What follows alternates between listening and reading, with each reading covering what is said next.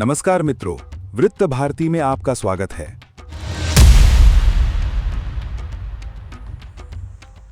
बंगालोत्सव और पर्वत सदृश भारी उत्तरदायित्व।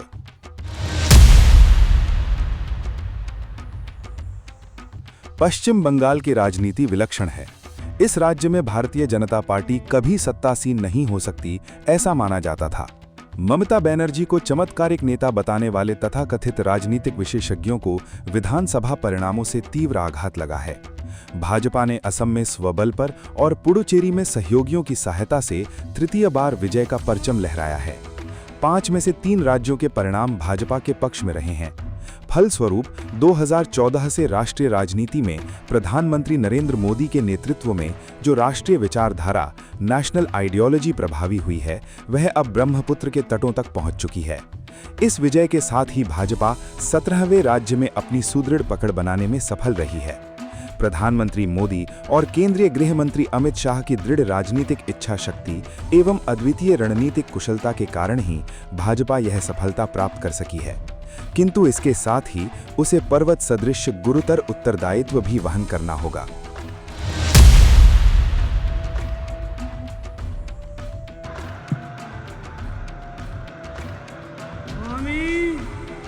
আমি শুভেন্দু অধিকারী ঈশ্বরের নামে শপথ করিতেছি যে বিধি দ্বারা স্থাপিত ভারতের সংবিধানের প্রতি আমি অকৃত্রিম নিষ্ঠা ও আনুগত্য পোষণ করিব। আমি ভারতের সার্বভৌমত্ব ও অখণ্ডতা রক্ষা করিব। পশ্চিমবঙ্গ রাজ্যের মুখ্যমন্ত্রী রূপে আমার কর্তব্যসমূহ নিষ্ঠাপূর্বক এবং বিবেকসম্মতভাবে নির্বাহ করিব এবং ভয় বা পক্ষপাত প্রীতি বা বিদ্বেষ রহিত হইয়া সকল শ্রেণীর জনগণের প্রতি সংবিধান ও বিধি অনুসারে ন্যায় আচরণ করিব।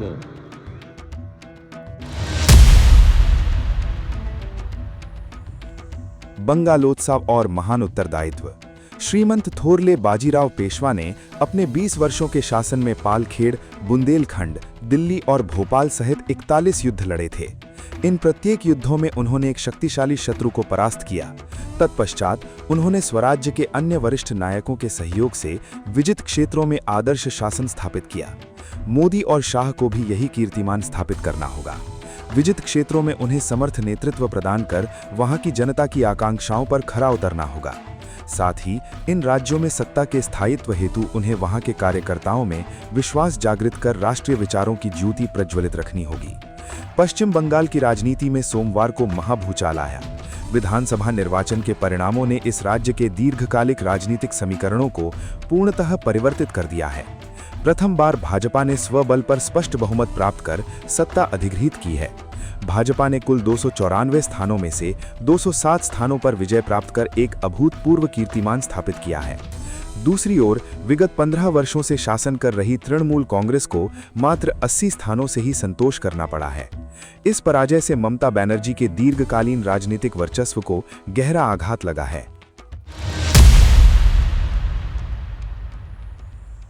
विजय के निर्णायक कारक। पश्चिम बंगाल में भाजपा का यह उत्कर्ष एकाएक नहीं हुआ।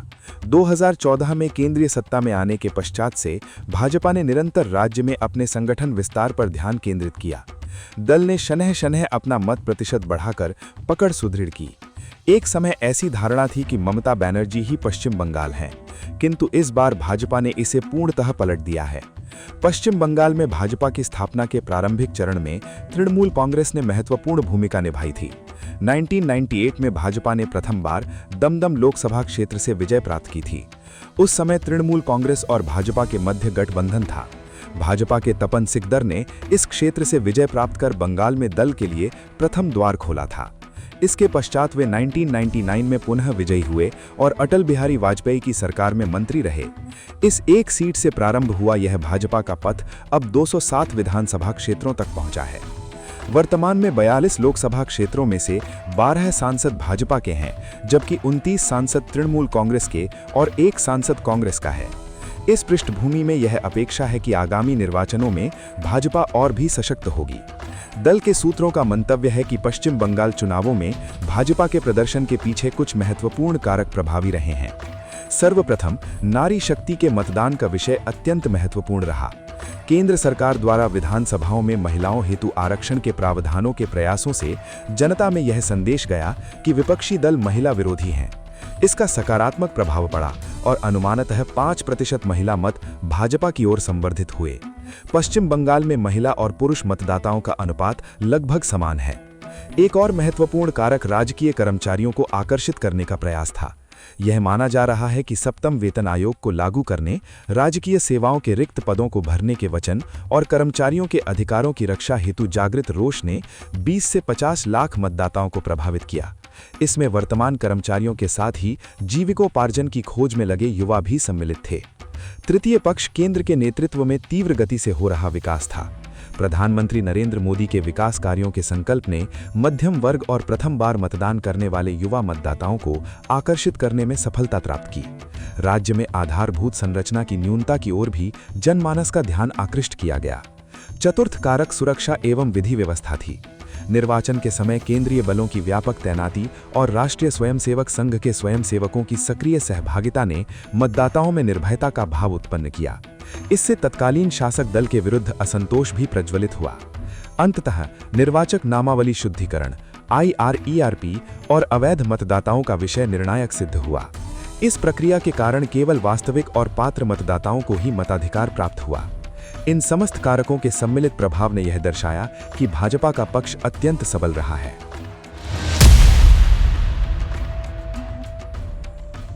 असम और पुडुचेरी का विजय घोष। हेमंत बिस्वा शर्मा ने एक बार पुनः असम की राजनीति में अपनी विशिष्ट पहचान बनाई है। उनके नेतृत्व में भाजपा निरंतर तृतीय बार सत्तासीन हुई है और इस विजय ने राज्य में नवीन राजनीतिक इतिहास रच दिया है। इस निर्वाचन में भाजपा ने पूर्णतः शर्मा के नेतृत्व पर ही ध्यान केंद्रित किया। उन्होंने न केवल मुख्यमंत्री पद के चेहरे के रूप में अपितु एक कुशल रणनीतिकार और मुख्य अभियानकर्ता के रूप में अग्रणी भूमिका निभाई। राज्य भर में उनके तीव्र प्रवासों, सैकड़ों जनसभाओं और प्रत्यक्ष एवं प्रखर संवाद शैली के कारण दल का संदेश मतदाताओं तक प्रभावशाली रीति से पहुंचा। स्थानीय विषयों पर ध्यान केंद्रित कर उन्होंने चुनावी अभियान को धार दी और इसका प्रत्यक्ष लाभ भाजपा को प्राप्त हुआ। निरंतर तृतीय बार सत्ता में आना किसी भी दल हेतु एक महती चुनौती होती है। साधारणतः दीर्घकाल से शासन कर रहे दलों के विरुद्ध जनमानस में असंतोष होता है। तथापि शर्मा के नेतृत्व में भाजपा ने इस अवरोध को सफलतापूर्वक पार कर लिया है। दल अपनी कार्यपद्धति और प्रभावशाली नेतृत्व के कारण मतदाताओं का विश्वास बनाए रखने में सफल रहा। निर्वाचन अभियान के मध्य कुछ विवादास्पद विषयों ने भी वातावरण को उत्तेजित किया। कांग्रेस नेता पवन खेड़ा द्वारा शर्मा की पत्नी पर लगाए गए लांछनों ने व्यापक जनरोष उत्पन्न किया।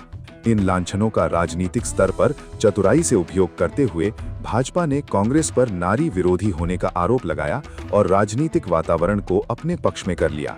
अब विजय की हैट्रिक पूर्ण करने के पश्चात शर्मा ने इस विषय का उल्लेख कर पुनः कांग्रेस पर प्रहार किया है। असम में इस निर्वाचन ने शर्मा के नेतृत्व की सामर्थ्य को उजागर किया है और ऐसे संकेत हैं कि आगामी दिनों में राज्य की राजनीति पर उनकी पकड़ और भी सुदृढ़ होगी। इस मध्य पुडुचेरी में राजग ने 30 सदस्यीय सदन में 18 स्थानों पर विजय प्राप्त की है और बहुमत के लिए आवश्यक 16 स्थानों के आंकड़े को पार कर लिया है। इसमें AINRC को 12, बीजेपी को 4 और AIADMK और LJK को 1-1 स्थान प्राप्त हुआ है। विपक्षी गठबंधन को मात्र 6 स्थान प्राप्त हुए हैं, जबकि निर्दलीय प्रत्याशियों ने 3 स्थानों पर विजय प्राप्त की है। दोनों निर्वाचन क्षेत्रों से विजयी रंगासामी अब कीर्तिमान 5वीं बार मुख्यमंत्री पद का उत्तरदायित्व संभालने हेतु सज्ज हैं।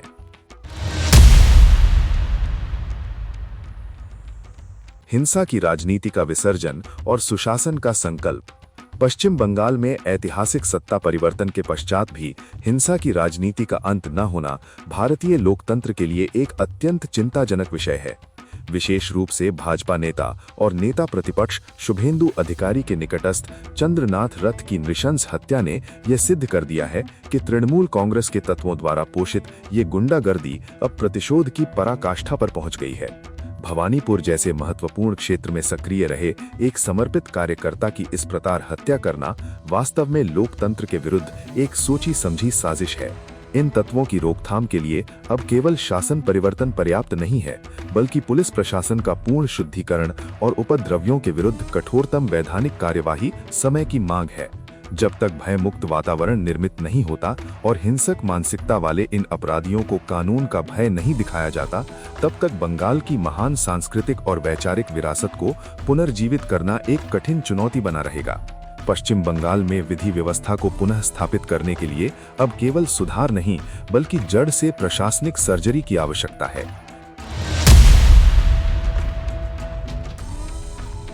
राष्ट्रीय सुरक्षा और भविष्य की चुनौती। जब नरेंद्र मोदी ने प्रधानमंत्री का पदभार ग्रहण किया था, तब गुजरात, मध्य प्रदेश और राजस्थान सहित केवल 7 राज्यों में भाजपा की सरकार थी। इनमें से 2 राज्यों में सत्ता सहयोगी दलों के बल पर थी, जबकि कांग्रेस कुल 13 राज्यों में शासन कर रही थी। तब से भाजपा का विजयी रथ निरंतर एक के बाद एक सफलता प्राप्त कर रहा है। आज भाजपा महाराष्ट्र, गुजरात और उत्तर प्रदेश जैसे प्रमुख राज्यों सहित 17 राज्यों में सत्तासीन हो चुकी है। इतने विशाल भूभाग पर आज गर्व के साथ भगवा ध्वज लहरा रहा है। पश्चिम बंगाल की विजय भाजपा हेतु सामरिक दृष्टि से अत्यंत महत्वपूर्ण है, क्योंकि इसकी सीमाएं बांग्लादेश से संलग्न है और घुसपैठियों की समस्या राष्ट्र हेतु अत्यंत गंभीर है। अतः ये विजय राष्ट्रीय सुरक्षा के दृष्टिकोण से भी निर्णायक है। भाजपा ने न केवल क्षेत्रीय विषयों पर अपितु ऑपरेशन सिंदूर, रूस यूक्रेन संघर्ष, पश्चिम एशिया के संकट यानी इजराइल ईरान विवाद, कश्मीर से अनुच्छेद 370 का उन्मूलन और उसे पूर्ण राज्य का दर्जा देने जैसे राष्ट्रीय और अंतर्राष्ट्रीय विषयों पर भी अपनी प्रखर पहचान बनाई है। अब नूतन भाजपा शासित राज्यों में सुशासन स्थापित करने की चुनौती का सफलतापूर्वक सामना करना होगा। इतना ही नहीं, शेष राज्यों को विजित करने के लिए एक सुदृढ़ रणनीति का अवलंबन करना होगा। सुशासन और सभ्यतागत पुनरुत्थान का संकल्प। इसका निष्कर्ष ये है कि 4 मई 2026 के ये चुनाव परिणाम मात्र राजनीतिक आंकड़े नहीं, अपितु भारतीय राजनीति के सांस्कृतिक पुनर्जागरण के उद्घोष हैं। ब्रह्मपुत्र के तट से लेकर हुगली की लहरों तक और पुडुचेरी के सागर संगम तक आज भारत का जनमानस राष्ट्र प्रथम की विचारधारा के साथ एकाकार हो चुका है। पश्चिम बंगाल में प्राप्त ये प्रचंड बहुमत केवल एक दल की विजय नहीं, बल्कि उस दमनकारी और तुष्टीकरण की राजनीति का अंत है जिसने दशकों तक मां शारदा की इस पावन भूमि को विकास और सुरक्षा से वंचित रखा था। किंतु जैसा कि इतिहास साक्षी है, विजय अपने साथ पर्वत सदृश गुरुतर उत्तरदायित्व भी लाती है। आचार्य चाणक्य और बाजीराव पेशवा के शौर्य और सुशासन के आदर्शों को सम्मुख रखते हुए अब भाजपा के नेतृत्व को इन नूतन विजित राज्यों में अंत्योदय के मंत्र को सिद्ध करना होगा। पश्चिम बंगाल में सीमा पार से घुसपैठ पर अंकुश लगाकर राष्ट्रीय सुरक्षा को अभेद्य बनाना और असम की भांति विकास की निरंतरता को बनाए रखना ही इस जनादेश का वास्तविक सम्मान होगा। आज 17 राज्यों में लहराता हुआ ये केसरिया ध्वज इस तथ्य का प्रमाण है कि भारत अब परिवारवाद और औपनिवेशिक मानसिकता के बंधनों को तोड़कर अखंड भारत और सशक्त भारत के स्वप्न की ओर अग्रसर है। प्रधानमंत्री नरेंद्र मोदी के विजन और अमित शाह की रणनीतिक प्रखरता ने जो मार्ग प्रशस्त किया है, उस पर चलकर अब सुशासन को ही कसौटी बनाना होगा। ये परिवर्तन पर्व भारत को पुनः विश्व गुरु के पद पर आसीन करने की दिशा में एक निर्णायक पद है।